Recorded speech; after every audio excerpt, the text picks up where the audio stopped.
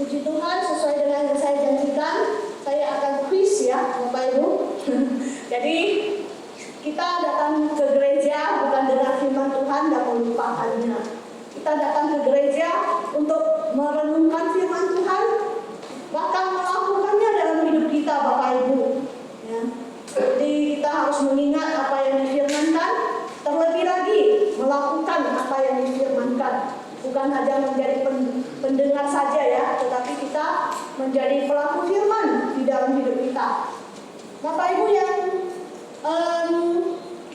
yang bisa tolong berdiri ya, atau angkat tangan dijawab ya. Bapak Ibu, saudara-saudari, coba kita mengingat kembali apa yang telah kita dengarkan saat ini ya.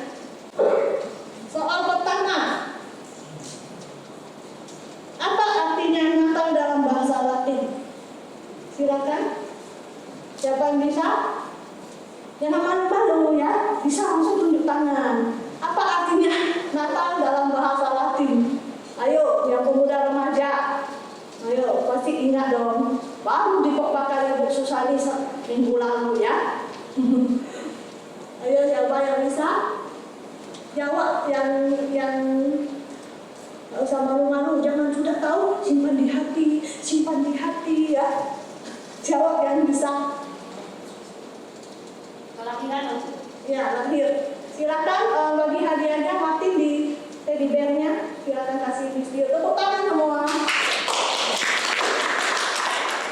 Teddy bear-nya ya. Nah, satu. Silakan. Oke, soal kedua. Apa arti nama Yesus? Apa arti nama Yesus? Ayo. Minggu lalu juga dikotbahkan. Ya. Apa arti nama Yesus ini penting bagi orang Kristen? Ayo jangan malu-malu dong tunduk kepala. Bisa malu-malu ya. Kira-kira apa arti nama Yesus, Bapak Ibu sekalian? Kira-kira, gak usah remaja pemuda, bapak-bapak, ibu-ibu boleh juga ya. Bapak-bapak, ibu-ibu yang ini boleh juga. Ada yang ingat? Ya ingat semua. Jadi kalau minggu lalu bapak tidur ya. Bahaya ya kita jadi orang Kristen yang terlena kalau kita dengan khotbah kita tidak fokus, berdosa kita di hadapan Tuhan. Ya, kita seharusnya dengan khotbah sungguh-sungguh dengan firman Tuhan, seperti Maria yang sujud menyembah mendengarkan firman Tuhan. Dan kita harus sungguh-sungguh mendengarkan firman Tuhan. Gampang ya, nama Yesus apa? Juru selamat, Allah yang menyelamatkan ya. Gampang sekali ya. Ini sebenarnya bonus ya, bonus. Oke, sekarang apa arti inkarnasi? Gampang sekali ya dikotbahkan Pak Kris. Ayo, apa arti inkarnasi Bapak Ibu? Siapa? Kalau banyak pemuda malu, jemaat yang jawab. Inkarnasi gampang. Ayo, jangan malu-malu dong. Ceklin, apa dari inkarnasi? Hah? Apa lahir kembali? Oh, kurang tepat. Yang lain, ayo. Apa inkarnasi dia nggak datang ya minggu? Oke, yang lain. Inkarnasi artinya? Yang lain. Kalau malu-malu langsung panggil jawab ya. Padahal kan bisa jawab kalian, tapi kalian malu nggak mau jawab ya. Kristen nggak mau jawab dia bisa itu. Soalnya dia kemarin udah dapat hadiahnya. Oke, inkarnasi artinya apa, Osman? Oh, nggak ingat. Siapa lagi? Billy mana? Hah? Billy di luar? Billy ada? Ada lagi? Yang bisa jawab inkarnasi? Jadi? Iya, Allah menjadi manusia. Loh, ini soal yang sangat gampang ya.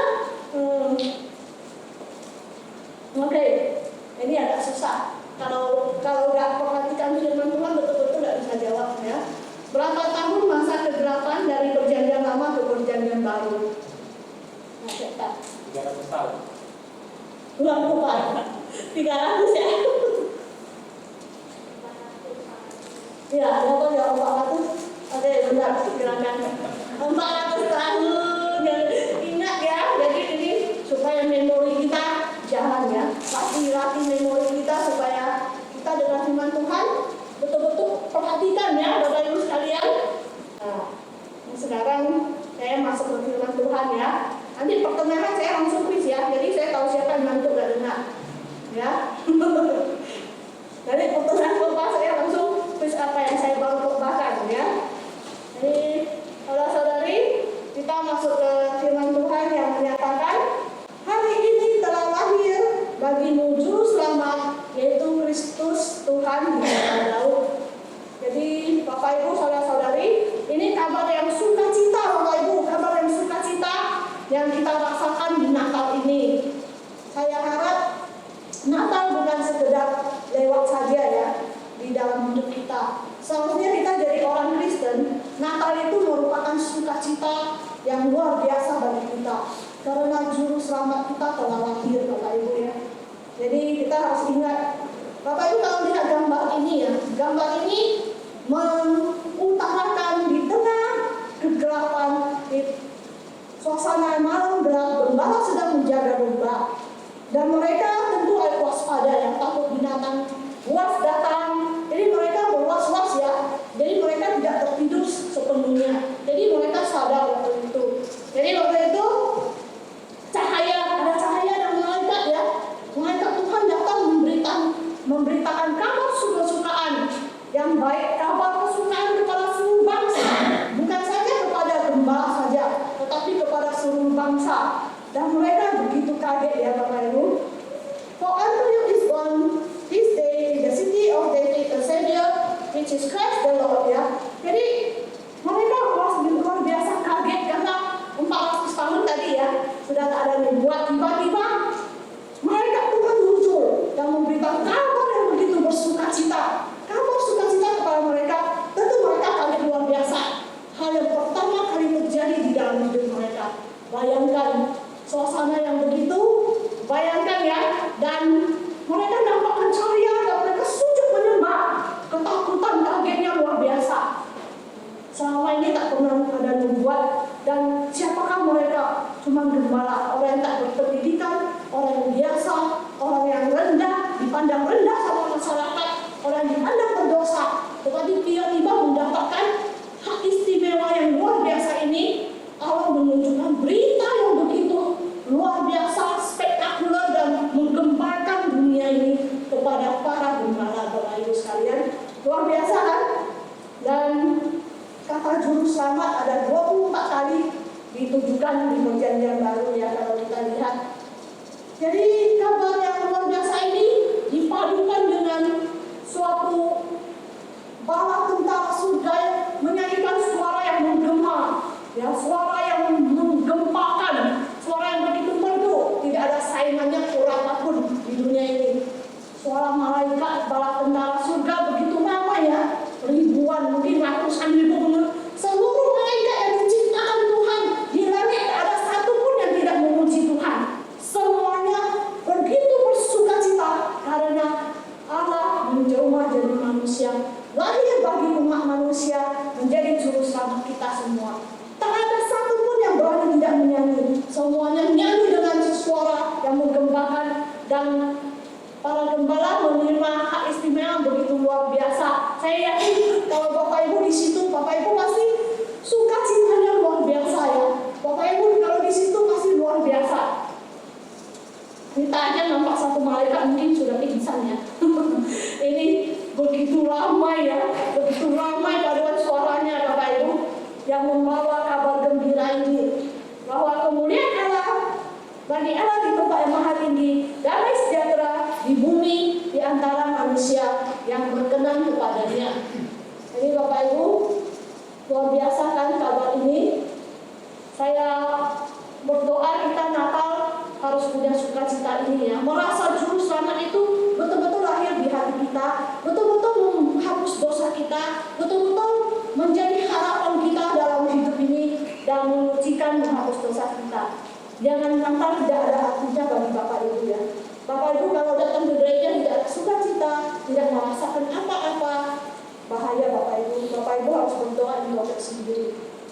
Kita seharusnya bersukacita ketika Kristus mengampuni dosa kita, Bapak Ibu. Jadi Bapak Ibu, kita lihat ini kontras ya antara surga dan bumi ya. Jadi antara Allah dan manusia ya. Kita lihat luar biasa. Di sini Tuhan menyatakan dirinya dan kesukaan yang besar bagi seluruh umat manusia. Dan berita ini dinyatakan kepada gembala. Kenapa dinyatakan hanya kepada gembala dan memiliki hak istimewa satu-satunya gembala yang Tuhan mau menyatakan diri kepada gembala, Bapak Ibu. Itu berarti Tuhan kita mengosongkan dirinya. Tuhan Yesus rendah hati. Ya, Tuhan Yesus mau mencari mereka yang rendah hati, Bapak Ibu, yang mau terbuka, hancur hatinya, yang punya kerinduan yang besar mencari Dia. Kita lihat Musa juga dipanggil pada waktu menjadi gembala ya. Daud juga dipanggil Tuhan pada waktu dia menjadi seorang gembala. Jadi apa artinya? Kenapa Yesus menekankan sekali kepada para gembala? Dan Yesus mau memanggil orang-orang yang rendah hati dan yang berkenan kepadanya. Damai sejahtera di bumi bagi manusia yang berkenan kepadanya.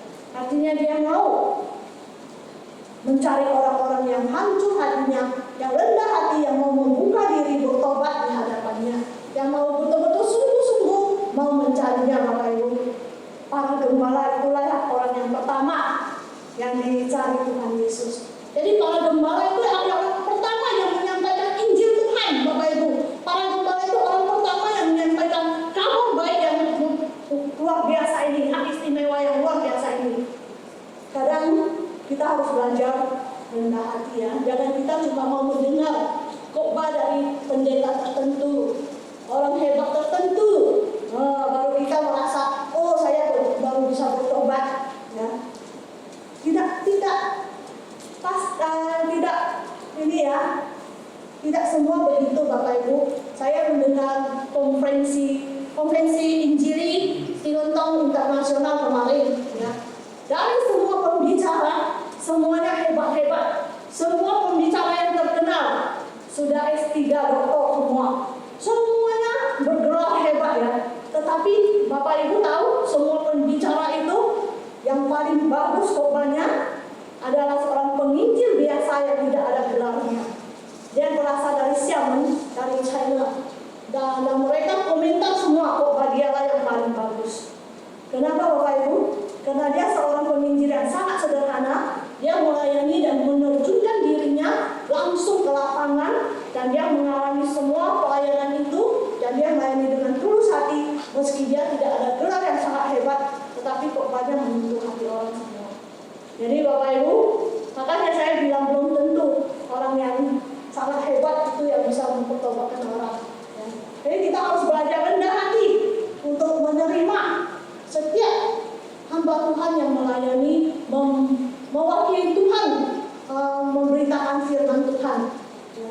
Jadi jangan kita cuma mau mendengar orang-orang tertentu saja ya. Kalau kita cuma mau mendengar orang tertentu, berarti kerohanian kita ada masalah. Kesombongan rohani namanya, ya, kesombongan rohani. Sebenarnya kita bisa belajar dari siapapun asal orang itu sungguh-sungguh cinta Tuhan, sungguh-sungguh mempersiapkan firman Tuhan dengan baik. Siapapun, karya Roh Kudus bisa bekerja di hati seorang hamba Tuhan. Siapapun, saya tahu dengan firman Tuhan, siapapun saya dengar. Saya tidak memandang siapa. Ya. Siapapun saya dengar setiap minggu, saya akan dengar dengan baik. Ya. Bapak Ibu, jadi mari kita belajar bagaimana membuat yang dijanjikan ini tergenapi, dan para gembala betul-betul menemukan bayi juru selamat ini ya. Luar biasa, mereka begitu bergirang ya. Jadi Bapak Ibu, apa yang menyebabkan kita kehilangan kemuliaan Allah dan damai sejahtera? Berita yang begitu besar ya. Kemuliaan bagi Tuhan di tempat yang maha tinggi. Artinya Tuhan menciptakan kita untuk memuliakan Dia. Hidup kita Tuhan ciptakan bukan untuk kita makan, tidur, berpesta saja, menikmati dunia aja. Tapi hidup yang Tuhan ciptakan adalah untuk kita memuliakan Dia. Kita pakai waktu, kita tak memuliakan Tuhan. Kita pakai bakat, kita melayani Tuhan, tidak. Kita mengisi waktu kita memuliakan Tuhan,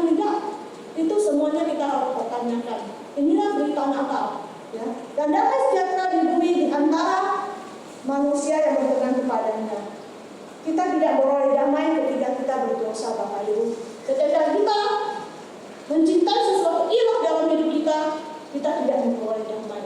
Dan damai sejahtera ini hilang, direbut dari hati kita, Bapak Ibu.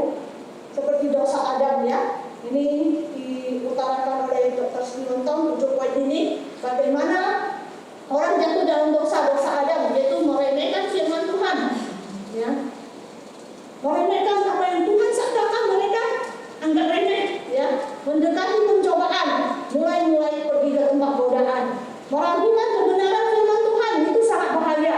Ketika kita dengar firman Tuhan tapi kita ragu-ragu, kita tidak mau melakukannya, silakanlah kita, ya. Merusak organ ciptaan. Adam jadi dengar Hawa bukan Tuhan. Adam jadi dengar istrinya bukan dengar suara Tuhan. Melarikan diri dan menutupi dosa dan tidak mengaku dosa dan menolak ya bahwa dia bersalah, menyalahkan orang lain.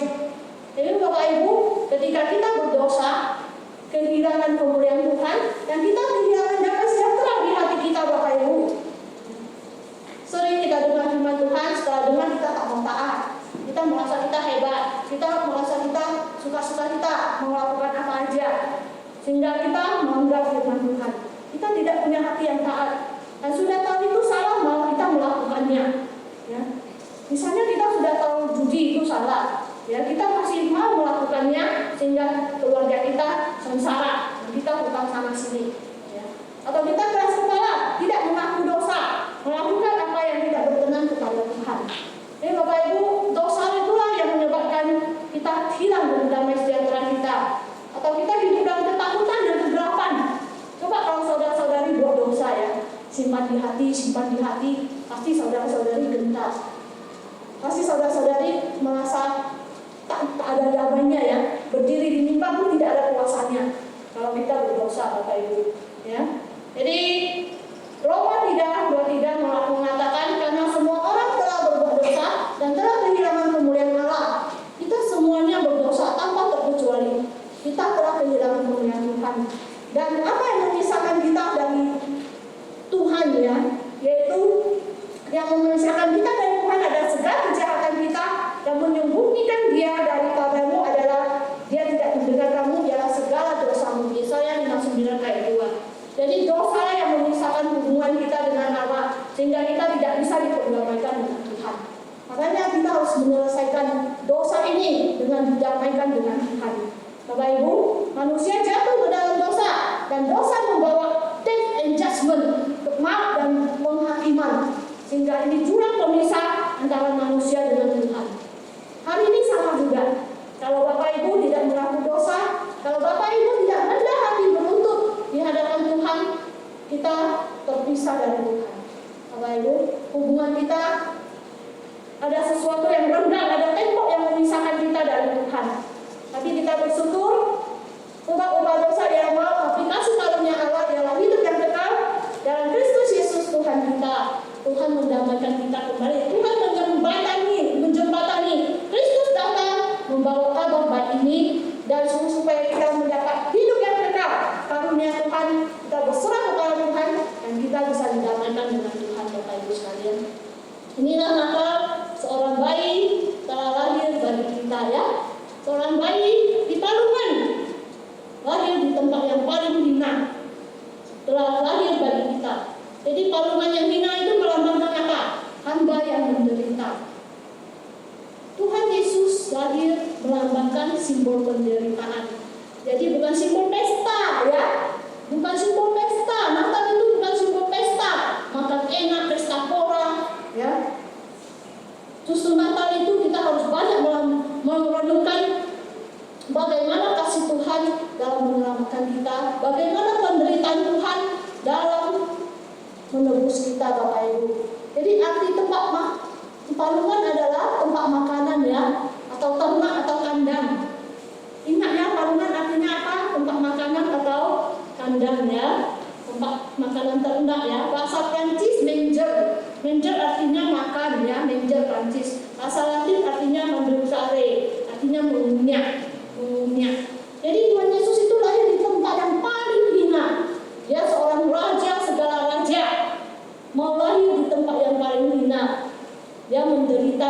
kita ya. Jadi simbol palungan itu simbol penderitaan Bapak Ibu sekalian. Raja yang turun begitu mulia, dia bertata begitu mulia di dalam surga, lahir palungan yang begitu hina. Siapakah mau sedemikian seperti dia yang menderita Bapak Ibu? Dia mengalami kesengsaraan, dia mengalami penghinaan Bapak Ibu. Dari takhta jadi turun jadi yang hina, dari seorang raja menjadi seorang budak. Bapak Ibu mau pernah sudah jadi presiden, raja, tiba-tiba jadi seorang budak, jadi seorang hamba yang melayani. Setelah melayani, bukannya dielu-elukan, masih diejek, ditolak, dihina, dicerca. Tuhan Yesus begitu menderita buat kita, dia menggenapi semua hukum Taurat, menjalani hukum Taurat, semua disunat pada 8 hari. Dia harus jalani 12 tahun, harus ke Bait Allah, ya, menjalankan tanya jawab tentang Alkitab sebagai seorang Yahudi, anak Taurat, dan dia juga menggenapi 30 tahun dia baru bisa menjadi orang dewasa melayani, ya, 3 sampai 3,5 tahun. Semuanya dia lalui karena kasihnya kepada kita. Dia membatasi dirinya walaupun dia adalah Allah.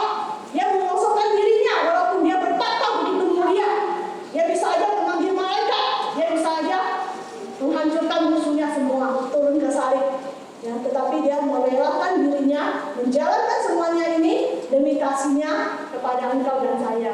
Jadi Bapak Ibu, Tuhan Yesus merupakan seorang hamba yang luar biasa, yang melayani kita, memberikan contoh kesederhanaan, pengorbanan, keteladanan, ketaatan, dan kematian sampai mati untuk kita, mengorbankan segala-galanya hanya untuk menebus saudara dan saya. Bayangkan ya, itulah arti Natal. Luar biasa bukan? Kadang saya pikir siapakah kita ini ya? Kita ini cuma ciptaan yang hina di dunia, satu titik aja di dunia ini, ya.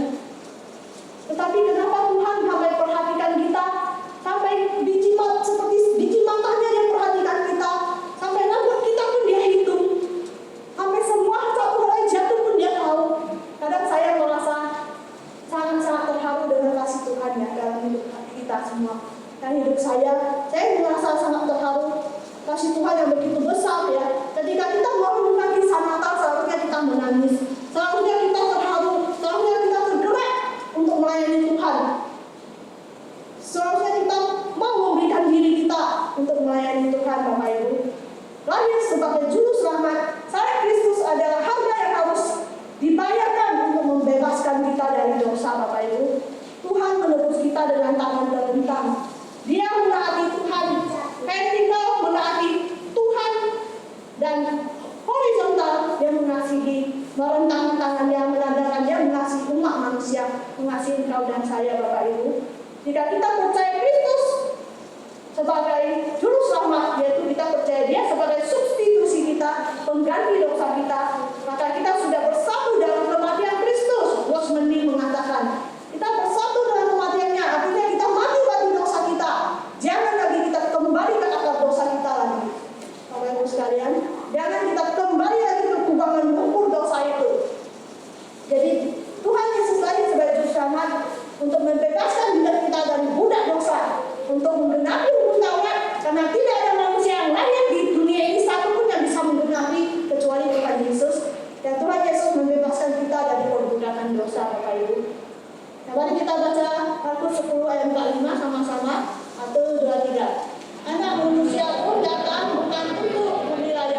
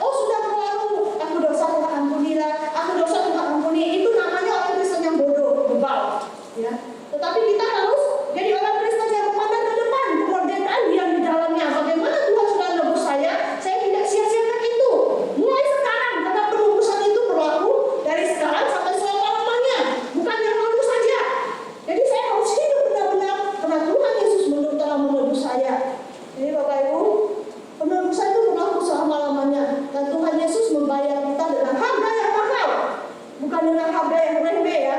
Penebusan itu gratis tetapi mahal Bapak Ibu. Kamu telah dibeli dengan harganya, telah lunas dibayar dengan harga yang mahal. Salvation is free.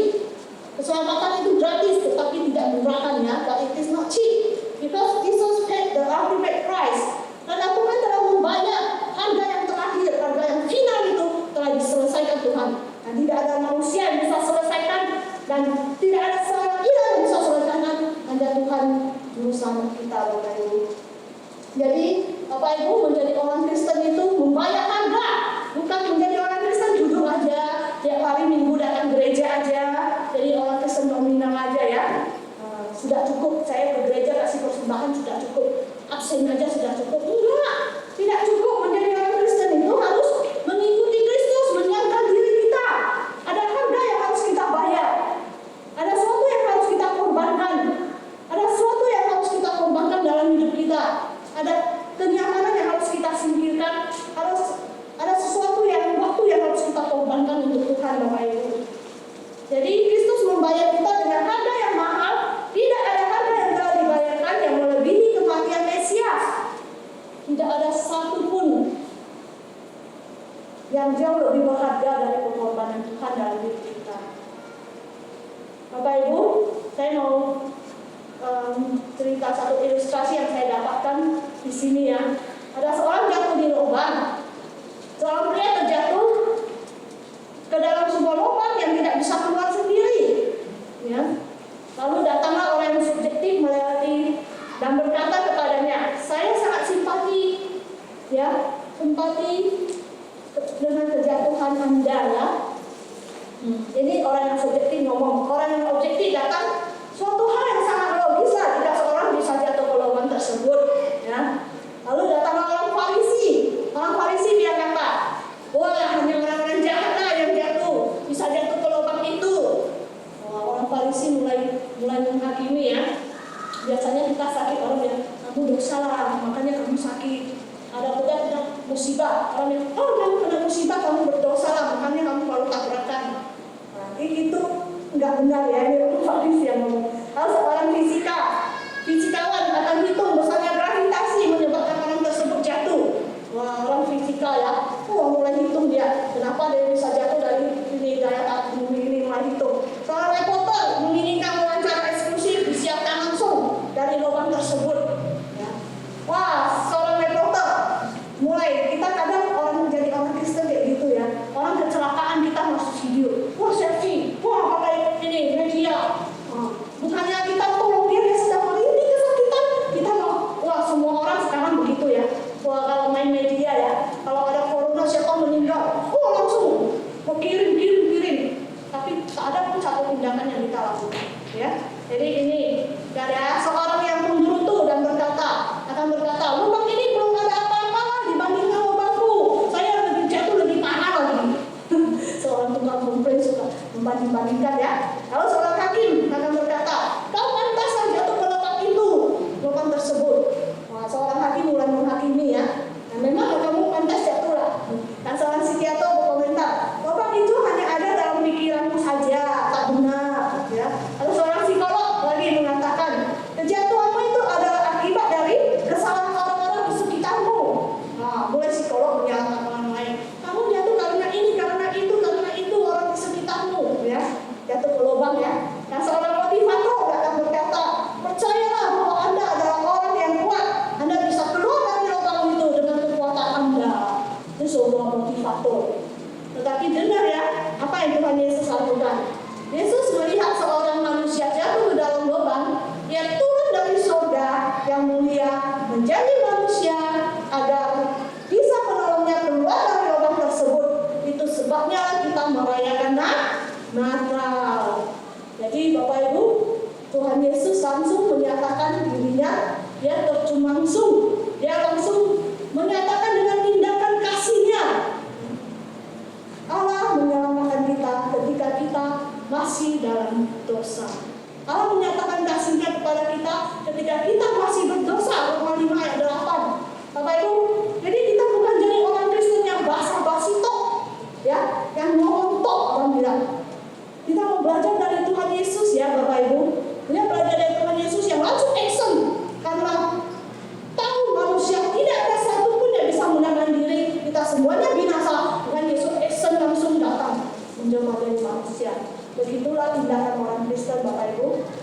Mari kita belajar dari Kristen yang basa-basi ya, yang ngomong tok. Saya kadang melihat media saya sedih sekali ya. Orang meninggal, turut berduka cita, RIP, panjang sekali ya. Kalau kadang ada orang yang sakit, ada orang yang menderita, kita kasih contoh doa, sembuh, cepat sembuh, panjang sekali. Maksud saya boleh, tetapi kita sungguh-sungguh tak doakan orang itu. Apakah kita sungguh-sungguh empati tak dengan orang itu? Sungguh-sungguh kita video call tak? Kita perhatikan tak? Atau kita cuma kirim gambar, tapi kita tidak berdoa lebih parah? Kalau Ibu, mari kita jadi orang Kristen yang jangan cuma Kristen tok ya, ngomong tok, tetapi kita harus terjun langsung berempati dengan orang lain. Kita lihat orang sedang jatuh, terluka, berhenti kesakitan, apakah kita tergerak untuk membalutnya? Atau kita cuma kasih teori aja kepada dia? Kita jangan jadi seorang hakim pemberutu, seorang Kristen reporter, seorang Kristen hakim fisikawan, orang Kristen yang hanya ngomong tok. Bapak Ibu, mari kita jadi orang Kristen yang nyata dalam tindakan kasih. Itulah kasih Natal ya. Tuhan Yesus memberikan contoh yang terbaik untuk kita supaya kita menjadi Kristen yang action ya, Kristen yang sungguh-sungguh nyata dalam tindakan kasih kita. Kalau saya kirim list doa, saya betul-betul doakan semua pokok doa saya. Pokok doa saya pasti doakan. Kalau kita betul-betul mengasihi seorang, kita betul-betul membesuk orang itu. Betul-betul kita memperhatikan keadaan dia dan menolongnya. Kalau dia sedang kedinginan, betul-betul kita kasih baju untuk dia. Jadi Bapak Ibu, mari kita bangun ya. Natal itu bukan Natal yang hanya ditutup oleh segi empat ini ya. Cuma kita aman aja, kita merasa senang. Yang orang lain sengsara kita biarin. Bapak Ibu, mari kita berdoa. Gembala-gembala cepat-cepat bergegas berangkat ya. Mereka memuji dan memuliakan Allah. Sangat sukacita ya. Karena kejadian yang luar biasa. Mereka ada suatu antusias dan kerinduan yang besar untuk mencari juru selamat dan memuji dan memuliakan Allah. Sangat sukacita menemukan bayi Yesus seperti yang disampaikan malaikat. Hari ini adakah antusias kita mencari Tuhan? Minggu jangan bangun siang, minggu saatnya bangun pagi-pagi.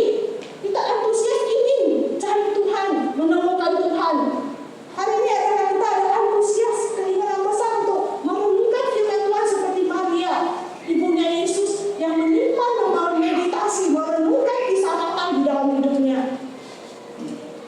Mari kita merenungkan kisah Natal, jangan kita lewatkan hanya ingat makan saja. Saya di khotbah di virtual Natal di SD Philadelphia HTK.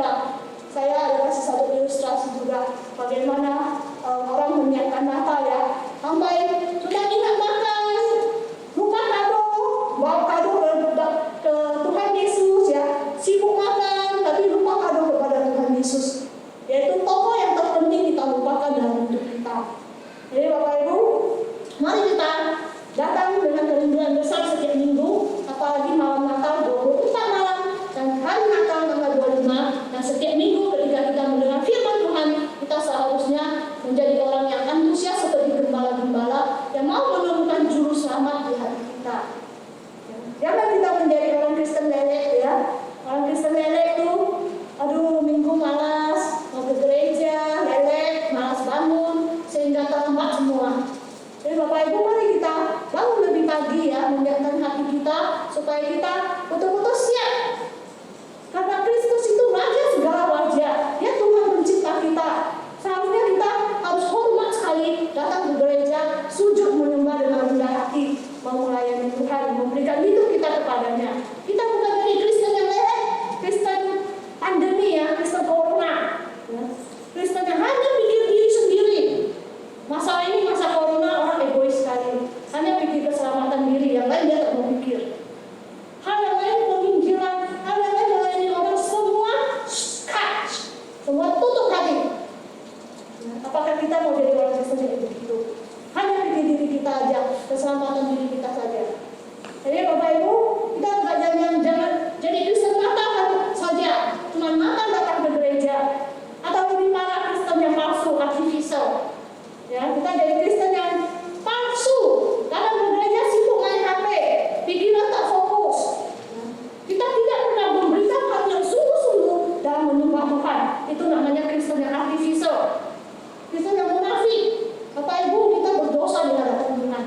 Mari kita bertobat ya. Jangan kita jadi orang Kristen yang demikian. Kalau kita datang sungguh-sungguh kita mau mencari firman Tuhan dari siapapun yang memberitakan firman Tuhan.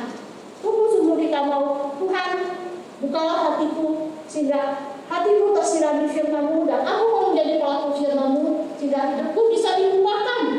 Hidupku bisa diubahkan dan hidupku menjadi pelaku firman-Mu dan hidupku ada actionnya, ada tindakan yang nyata seperti Engkau datang menjelma dari manusia dan mau melayani bukan dilayani. Itulah arti Natal yang sesungguhnya Bapak Ibu. Ya, mari kita doa, kita baca sama-sama. Ini doa yang saya tulis, satu doa. Ya Tuhan Yesus, Engkau telah berkorban segala-galanya bagiku. Apa yang saya korbankan bagimu Tuhan? Tuhan, biarlah saya peka terhadap cinta kasih-Mu, peka terhadap jiwa orang lain. Jangan biarkan pandemi corona ini merebut sukacitaku. Biarlah hatiku selalu merenungkan cinta kasih-Mu dalam hidupku, memiliki kerinduan yang besar untuk melayani dan mengabdi kepada-Mu Tuhan. Inilah kerinduan kita seperti para gembala. Kita harus rindu menemukan juru selamat di hati kita. Bapak Ibu jangan setiap minggu datang ke sini tetapi tidak menemukan Yesus di dalam hati kalian. Bapak Ibu seharusnya setiap persekutuan dengan firman Tuhan, pengkhotbah harus siapkan firman Tuhan baik-baik. Setiap kali berdiri di mimbar ini, pengkhotbah harus betul-betul menangis merenungkan di hari firman Tuhan, sehingga firman Tuhan bisa menyentuh hati jemaat. Dan Bapak Ibu yang sebagai jemaat harus sungguh-sungguh merindukan ada Tuhan mengubah hidup kita, Tuhan merubah hidup kita. Tuhan, Engkau bantu saya belajar apa yang akan saya lakukan dan aplikasikan hidup saya dalam firman-Mu. Bapak Ibu, mari kita renungkan tindakan yang nyata dari Kristus adalah setiap orang yang melakukan dosa adalah budak dosa. Tetapi anak Allah telah sungguh-sungguh membebaskan kita sehingga kita sungguh-sungguh bebas. Jadi kita jangan lagi kembali kepada ikatan berumur dosa lagi. Kita adalah orang yang bebas, orang yang merdeka, Bapak Ibu sekalian. Ya. Jadi saya akan tutup dengan kalimat ini ya. Bila hanya nikmat dunia, kau kejar selalu terus. Tak tempat pun tiada lagi bagi Yesus penebus. Jika hati kita tidak ada Tuhan Yesus, maka ilah lainlah yang akan merengkuh hati saudara. Ilah lainlah yang akan bertakhta di dalam hati saudara. Ilah apa? Ilah lamban, ilah malas, bisa ilah egois, ilah kesombongan, banyak. Ilah harta, ilah kenyamanan, bisa merebut dari hati kita semua. Berikanlah tempat baginya dan dengarkanlah sabdanya. Bukalah pintu hatimu, sambut dia segera. Inilah yang luar biasa. Mari Natal seharusnya kita berikan hati kepada Tuhan. Ya. Mari kita nyanyi sama-sama. Bila hanya nikmat dunia, kau kejar selalu terus.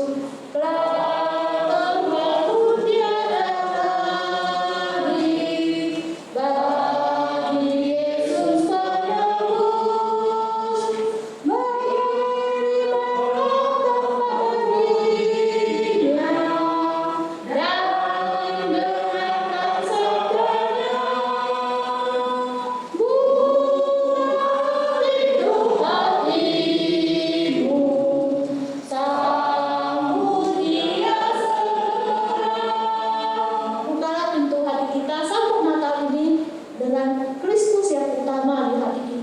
Gembala-gembala memprioritaskan Tuhan dalam hidup mereka, memprioritaskan Tuhan dalam hidup mereka. Gembala-gembala tinggalkan kandangnya, mengatur kandangnya dengan baik, pekerjaan dengan baik, tapi mereka memprioritaskan mencari juru selamat.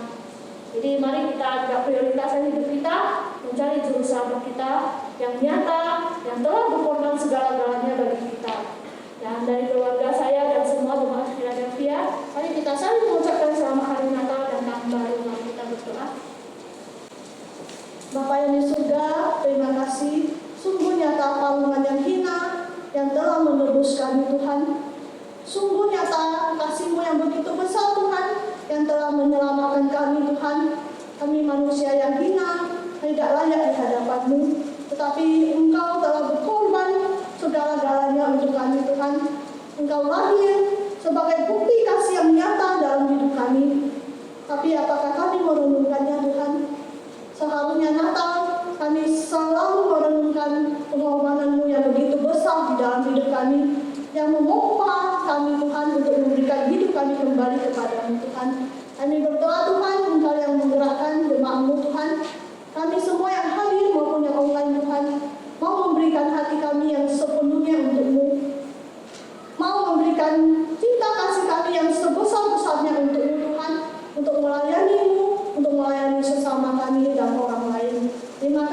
Tuhan, Engkau telah lahir di palungan yang hina, sehingga kami yang hina ini, yang berdosa ini, bisa ditebus Tuhan, dan memperoleh harapan yang luar biasa ini Tuhan, memperoleh pengharapan yang kekal ini Tuhan, yang tidak akan kami sanggup pikirkan Tuhan, begitu besar pengorbanan Tuhan.